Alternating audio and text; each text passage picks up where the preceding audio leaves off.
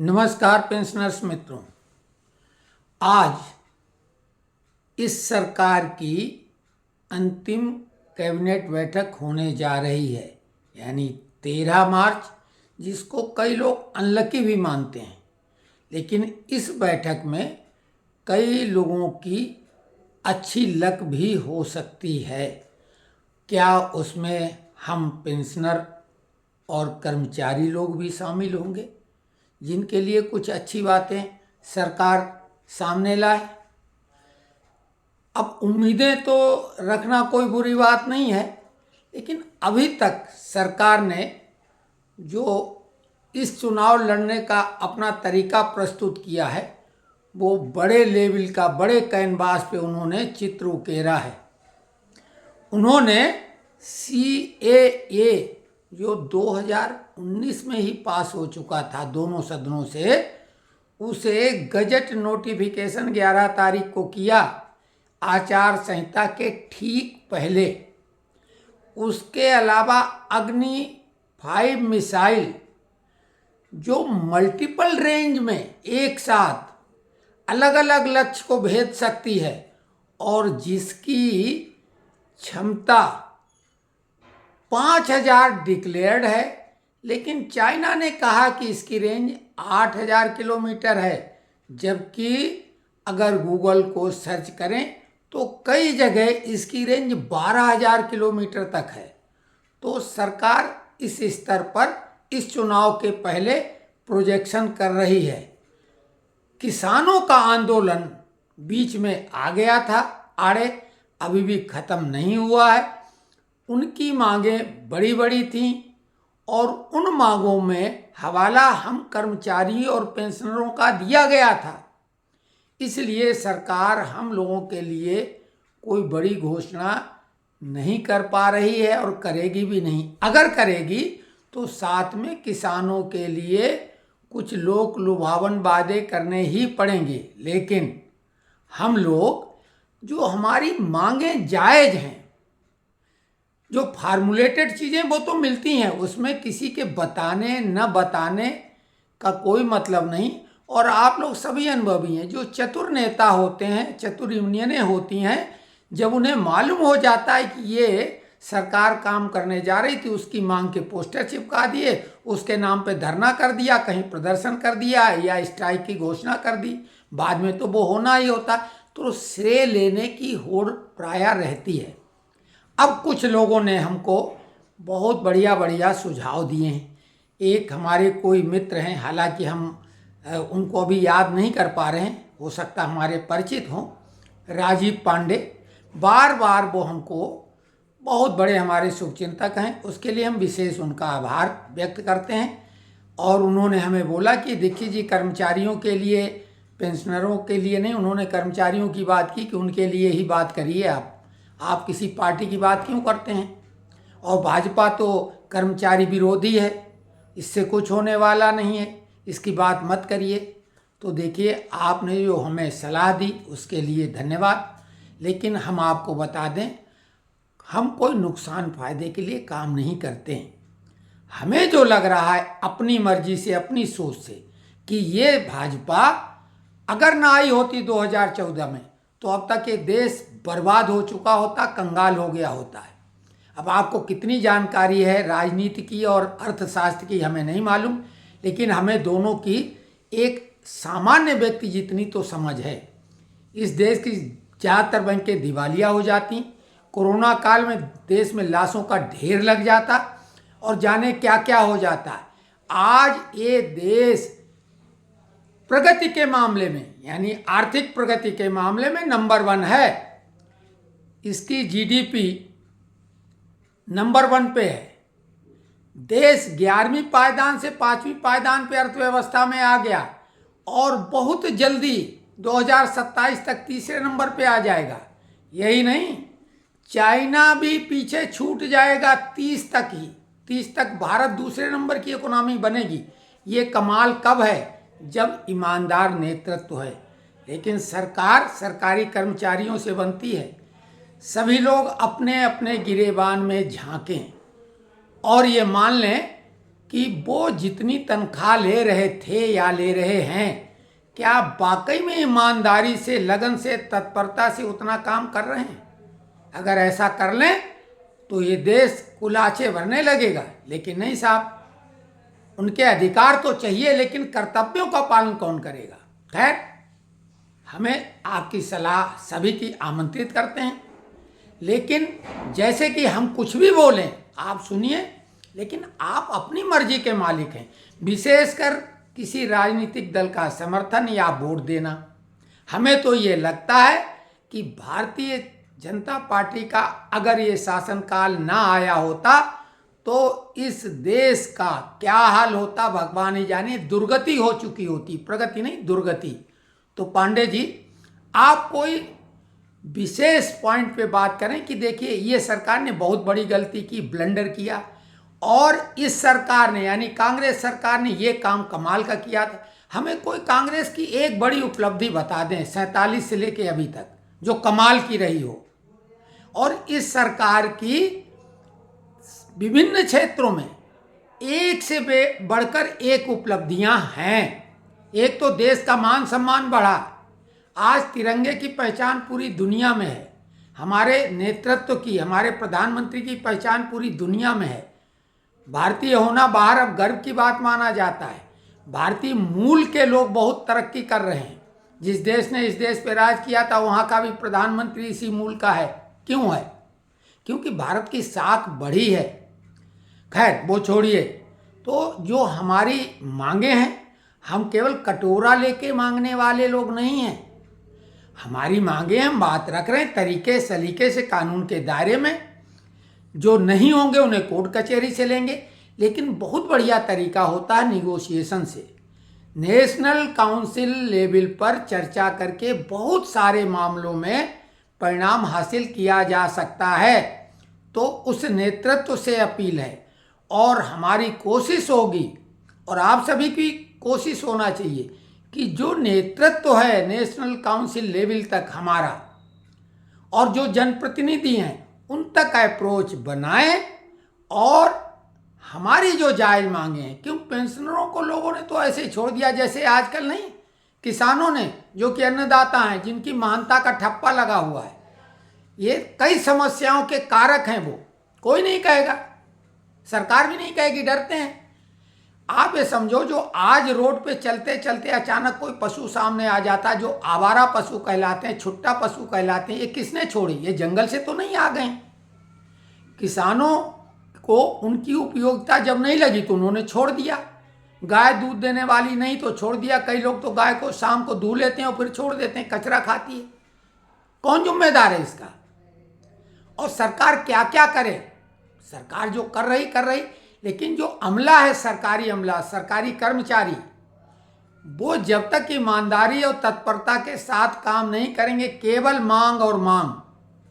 आपको मालूम है कि कनाडा में जब डॉक्टरों की सैलरी बढ़ा दी गई थी 6 साल पहले, तो डॉक्टरों ने एजिटेशन किया था कि हमारी सैलरी न बढ़ाई जाए। ये जो पैसा हमारी तनख्वाह पे आगे सरकार बढ़ा के खर्च करना चाहती है, ये चिकित्सा सुविधाओं का सुधार करने में खर्च करे। आपने उदाहरण पढ़े होंगे कि जापान में कर्मचारियों का एक आंदोलन करने का अनूठा तरीका होता, वो स्ट्राइक नहीं करते हैं। उदाहरण दिया जाता था कि अगर जूते की फैक्ट्री वालों को अपनी मांग मनवानी होती थी तो केवल एक पैर का जूता और अधिक प्रोडक्शन करते थे। अपनी जितनी क्षमता होती थी, एक तो वो 8 घंटे से ज़्यादा काम करते थे, प्रोडक्शन बहुत ज़्यादा बढ़ा देते थे, लेकिन एक जूता ही बनाते थे, लेफ्ट या राइट वाला। तो कहने का आशय है, आप अपने को ये दिखाएं कि हम अच्छे हैं। हम सरकार क्या है? सरकार कोई व्यक्ति तो नहीं, सरकार संचालित देश को करती है। सरकार का विरोध करते करते लोग देश का विरोध करने लगते हैं। और एक बात आपको बता दें, कोई कुछ भी कर ले, आएगा तो मोदी ही, ये कोई नारा नहीं है। और फिर किसको लाएंगे? ममता बनर्जी को लाएंगे, अखिलेश को लाएंगे, राहुल को लाएंगे? क्या है ये?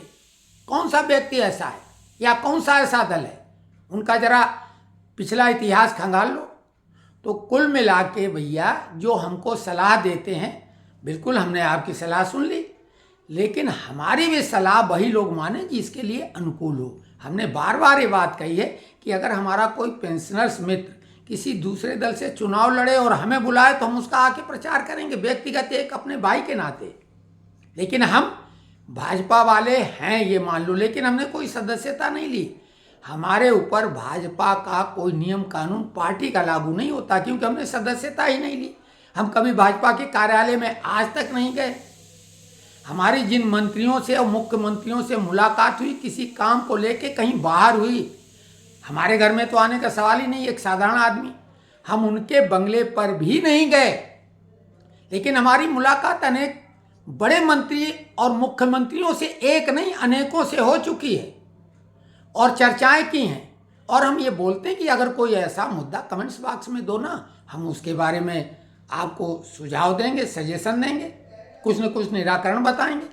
तो देखिए, हम एक ही अपील करते हैं कि जो एक बहुत बड़ा सत्य है, यूनिवर्सल फैक्ट है, और सभी कालखंडों में, भूत वर्तमान और भविष्य में भी माइट इज राइट। लेकिन माइट कैसे मिलेगी? ताकत अब कहाँ है? संघ शक्ति कलयुगे। इस कलयुग के दौर में एक समूह में ही ताकत है, व्यक्ति में नहीं। तो हम लोगों को एकजुटता होना चाहिए। और एक चीज़ और है, मेजॉरिटी इज अथॉरिटी। अगर कम पढ़े लिखे, जिनको हम लोग मूर्ख की श्रेणी में भी रखें, लेकिन वो अगर वोट दे देते हैं किसी को तो जीता हुआ तो वही कहलाएगा। कोई अरबपति खरबपति पीएचडी 10-20 डिग्रियां उसके पास पीएचडी वाली हैं, उसके भी वोट की वैल्यू तो एक ही है ना। और एक कोई सामान्य आदमी जो बिल्कुल पढ़ा लिखा नहीं, अंगूठा लगाता है, उसके भी वोट की वही कीमत है। तो जहाँ पर एक मेजॉरिटी, तो हम मेजॉरिटी नहीं है, हम पेंशनर हैं। कोई गांव में चला गया, कोई इस कस्बे में, कोई उस कस्बे में। जब हम नौकरी करते हैं तो कर्मचारी होते हैं, हमारे संगठन होते हैं, हमारे समूह होते हैं, हमारे को ऊपर से निर्देश मिलते हैं, हम बिल्कुल अपडेट अपने को रखते हैं। लेकिन पेंशनर होने का एक सबसे बड़ा नुकसान ये है कि हम अलग थलग हैं। लेकिन सोशल मीडिया ने बहुत आसान कर दिया है। हमने कुछ तरीके ढूंढे हैं बिना मोबाइल के। और असल में कोई भी समूह जब बनाया जाता तो उसमें एडमिन होता है, और जब बड़ा ग्रुप होगा तो सभी जो मैसेज हैं उनको चेक करना पड़ेगा। और जो भी एडमिन या एडमिनों का ग्रुप होगा वो जवाबदेह होगा। क्योंकि आपको मालूम, सोशल मीडिया में कोई भी कंटेंट शेयर करने का मतलब है, अगर वो आपत्तिजनक है, किसी का मान सम्मान को आघात पहुंचाने वाला है व्यक्ति या संस्था को, तो 3 साल की सजा और 5 लाख का जुर्माना है। तो ऐसे में कोई भी तत्व एंट्री कर सकता है इस ग्रुप को बर्बाद करने के लिए। तो वो कई चीज़ों पे ध्यान रख के इस तरह का ग्रुप क्रिएट करेंगे, उसमें आप लोग भी सुझाव दें। और ये जो समूह बन जाएगा वो केवल कुछ हमारी ये नहीं कि हमें ये डीए मिल जाए। अरे डीए तो मिलेगा, डीए मर्ज होना वो फार्मूलेटेड होगा, मंत्री भी कुछ नहीं बता पाए क्योंकि इच्छा से नहीं, ये फार्मूला है। पे कमीशन भी फार्मूला, लेकिन हमने शुरू से बोला है कि पे कमीशन नहीं आएगा। अब बोलो, हमारी एक भी बात झूठी नहीं है। रही बात भविष्य के बारे में अनुमान लगा के बात करना, क्योंकि सभी कर रहे हैं तो हमने भी वो बातें की, लेकिन हमने ये तो नहीं कहा कि ये मिल ही जाएगा। कुछ लोगों ने नोशनल इंक्रीमेंट को लेके कहा, नोशनल इंक्रीमेंट में जितना हमने बोला और जो हमारी बातें सही निकली 100%, वो किसी की भी नहीं निकली हैं। ध्यान दो, 100% सही बातें। जब हमसे किसी ने प्रश्न पूछा था नोशनल इंक्रीमेंट का, तब तक हमने केवल महंगाई भत्ते की घोषणा की थी कि 4% मिलेगा जुलाई में, और कई लोग 3% दे रहे थे। फिर बाद में लोग 5 से 6% तक ले गए। तो हमने बोला था 4 यानी 4, न 3 न 5, मिला 4। फिर जनवरी के बारे में भी यही हुआ, वही हुआ। नोशनल इंक्रीमेंट के बारे में जब पूछा था तो हमने बोला कि CAT high court supreme court तक जब केस जीत लिया गया है, सरकार टाल मटोल कैसे कर रही हो, अगर कर रही तो कंटेम्प्ट ऑफ कोर्ट का केस बनता है। फिर हमने कहा हम 1-2 दिनों में जानकारी पूरी जुटा के बताएंगे। फिर हमने बोला था फरवरी तक का समय सरकार ने लिया है, उसके पहले इसका निपटारा हो जाएगा। सबसे पहले उन लोगों को मिलेगा जिन लोगों ने कोर्ट केस जीता है, बाद में अन्य लोगों को भी सरकार को देना पड़ेगा पॉलिसी मैटर के तहत। लेकिन वो अभी मामला नहीं देखिए, लेकिन फरवरी तक आदेश जारी हो चुके हैं। अब अगर किसी को जानकारी नहीं है तो वो हमारी गलती नहीं है। अब लोग बोल रहे हैं कि ये और वो, सबके लिए नहीं बोला, सबके लिए हमने बोला था बाद में नंबर लगेगा। एक साथ सारे लोग कोई भी अगर टिकट मिलती है तो विंडो पे एक साथ नहीं पहुंच जाते हैं, लाइन में लगे। और हमने ये बोला था कि अगर सरकार ना नुकुर करेगी तो हम अपने खर्चे से सुप्रीम कोर्ट में सबकी तरफ से, चाहे वो राज्य सरकार के हों, केंद्र सरकार के हों, डिफेंस के हों, सिविलियन हों, सबकी तरफ से एक रिट हम लगाएंगे, बशर्ते कि उसमें सभी लोगों के नाम न मांगे जाएं। एक आदमी के आधार पे पॉलिसी मैटर के नाते अगर सबका लाभ होगा तो खर्च हम करेंगे, लड़ाई हम लड़ेंगे, लेकिन मोरल सपोर्ट आपका चाहिए। हमें किसी का एक नया पैसा नहीं चाहिए। चैनल को सब्सक्राइब अगर करते हैं, अच्छा लगे आपको तभी करें। कुछ लोग बोलते हैं बकवास, तो भैया बकवास के लिए आप हमारा चैनल क्यों सब्सक्राइब करें? करेंगे ही नहीं। और गलती से कर लिया तो अनसब्सक्राइब करने में कोई प्रॉब्लम नहीं। रही बात हिंदू मुसलमान की, हम बात कभी नहीं करते हैं। हाँ, समाज को जो नुकसान पहुंचाने वाले हैं धर्म के नाम पे, वो गलत हैं। चाहे किसी भी धर्म को, हिंदू, मुस्लिम, सिख, ईसाई, बौद्ध, पारसी, सभी को इस देश के हित में बात करना चाहिए। लेकिन चूंकि मुस्लिम धर्म को बाहर का सपोर्ट है, उनको ढाल बनाया जा रहा, बेहद ताकतवर है, कहने को अल्पसंख्यक हैं, लेकिन अगर वास्तविक आकलन किया जाएगा तो बहुसंख्यक केवल और केवल मुस्लिम हैं। हिंदुओं को तो जातियों में बांट दिया गया है, जातियों के बाद उपजातियों में बांटा गया है। आप चुनाव में देख लें, वोट परसेंटेज का एनालाइज करेंगे सभी लोग, हिंदुओं के नाम पे कहाँ होता है, लेकिन उधर केवल मुस्लिम होते हैं। तो खैर वो तो अब एक अलग बात है, इतनी बड़ी न शक्ति है, न सामर्थ्य है और न कहने के। लेकिन हमने क्या कहा था? हमने कहा था पेंशनर्स भाई भाई, धर्म जाति की ना कोई लड़ाई। तो इस तरह की बात है कि हम जब पेंशनर हैं उस प्लेटफॉर्म पे, तो आप किसी भी पार्टी के हों, किसी भी धर्म के हों, किसी भी जाति के हों, किसी भी पद पे सेवानिवृत्त हुए हों, किसी भी जगह रहते हों, हिंदी भाषी हों, कोई फर्क नहीं, हम सभी भाई हैं इस मामले में। लेकिन कई विचार हमारे भिन्न हो सकते हैं, क्या फर्क पड़ता है? हमें खरबूजा जैसा बनना है, बाहर से अलग दिखें, अंदर से पेंशनर का मामला आए तब एकजुट हों। इसलिए हमने कहा हम कोई भी वो मांग जो पेंशनरों के हित में होगी, हम उसका विरोध कभी नहीं करेंगे, उसमें अपनी आवाज़ मिलाएंगे, उसको और बल देंगे। तो हमारा उद्देश्य केवल आपको कुछ खबर बता के अपने चैनल को व्यू बढ़ा के और कोई कमाना नहीं, क्योंकि हमने फिर आपको बता दें, हमारा यूट्यूब चैनल ये पैसे कमाने वाला नहीं है। हम इसमें बैंक का खाता नहीं जोड़ रखा है, और उसके पीछे वजह कि हम अपनी बात पूरी दमदारी से कह सकें, कोई रोक टोक ना लगे। और इसमें आज हम एक वीडियो डाल रहे हैं कि जो हमने किस अंदाज में बात कही, आप देख लें। हमारा वीडियो एक अभी देखेंगे, हमने सीए चूंकि ज्वलंत मामला है उस पर एक बात कही है, तो सीए पे कई लोगों के व्यू होंगे, लेकिन हमारा आप विश्लेषण देख लीजिए, बिना लाग डांट, बिना दबाव के। तो ये होता है, आप हमारा अब बहुत सपोर्ट कर रहे हैं लोग। असल में अगर एक विरोध कर रहा है तो उसके बदले 100 लोग सपोर्ट में हैं, ये बहुत अच्छी बात है। और लोग भी चाहते हैं कि वो एकजुट हो जाएं। और हम एक बात का वायदा करते हैं कि एक निर्मल आनंद, हम जब एकजुट होंगे तो हम ऐसी व्यवस्था करेंगे कि आप, हम सब लोग डेली उस ग्रुप में सक्रियता अपनी बढ़ाते ही चले जाएंगे, कि उससे हम लोगों को कुछ मिलेगा ही, हमारा कुछ नहीं जाएगा, ना कोई पैसा जाएगा, और जितना समय लगाएंगे उतना आनंददायक होगा। और तमाम समस्याएं जो भी आपके जीवन से जुड़ी हैं, 99% समस्याओं का समाधान उसमें मिलेगा, ये हमारा दावा है, ऐसा हमारा कंसेप्ट है, हमारा विचार है। और ऐसे हम कई प्रयास कर चुके हैं और उनमें सफलता भी पाई है। तो लेकिन अब इस बार हम अपनी शक्ति सामर्थ्य पेंशनरों के लिए लगाएंगे। राजीव पांडे जी ने कर्मचारियों की बात की, कर्मचारी हम भी रहे हैं, लेकिन अब हम पेंशनर हैं, तो हमारे लिए पेंशनरों को हम पहली वरीयता देते हैं। कर्मचारी चूंकि अब हमारे वो बच्चे जैसे हो गए हैं, तो उनके प्रति हमारा स्नेह दुलार है। उनके लिए बहुत बड़े बड़े ताकतवर श्रमिक नेता हैं, तो पूछ परख है। सक्रिय राजनीति में जो नेता होते हैं उनसे भी उनका जुड़ाव होता है, तो उनको हमारी कतई ज़रूरत नहीं है, उनके पास जानकारियां भी हमसे पहले पहुंच जाती हैं। तो आज के लिए हम एक बेहद महत्वपूर्ण टिप्स देंगे और वो हेल्थ टिप्स है इतनी ज़बरदस्त कि आपको ये बिल्कुल दिमाग में सेव कर लेना चाहिए, जैसे कंप्यूटर में फाइल सेव की जाती है। देखिए आजकल जो हमारा खान पान आचार विचार दिनचर्या है, उससे गैस की बीमारी हो जाती। कारण हम बहुत लंबा न बता के, गैस की बीमारी, और ये गैस की बीमारी बहुत तकलीफदेह होती है, विशेषकर जब ये हार्ट में अगर फंस जाए, दिल के पास, तो अंदेशा लोगों को हो जाता है कि ये हार्ट अटैक के लक्षण है या हार्ट अटैक है।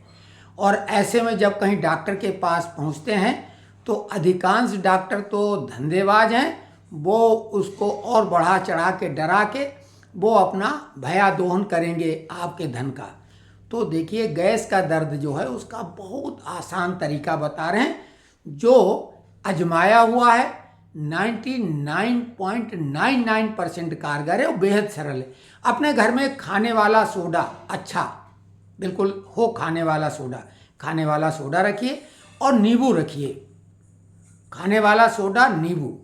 अगर सर्दी का मौसम है तो गुनगुना पानी, और अगर गर्मी का मौसम है तो सामान्य पानी लें। आधे गिलास के आसपास, बड़े गिलास में लें आधा गिलास, और उसमें एक नींबू बड़ा नचोड़ें।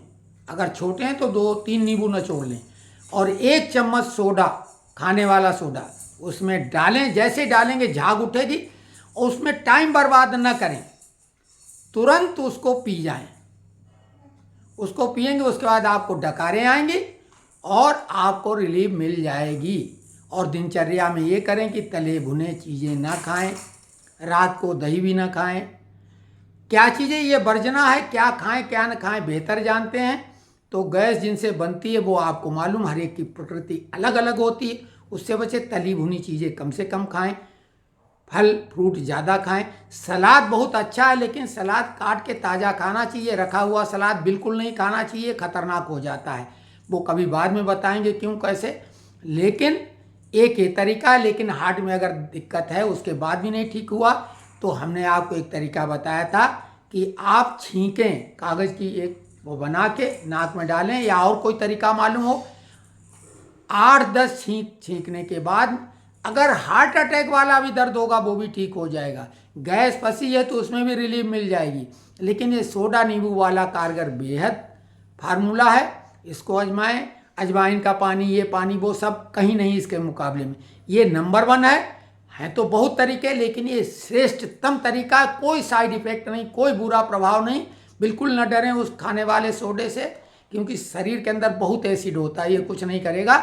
तो ये आज की विशेष टिप्स है, और कैबिनेट बैठक के परिणाम के बारे में कल वाले वीडियो में डिटेल सहित चर्चा कर लेंगे। तब तक के लिए नमस्कार।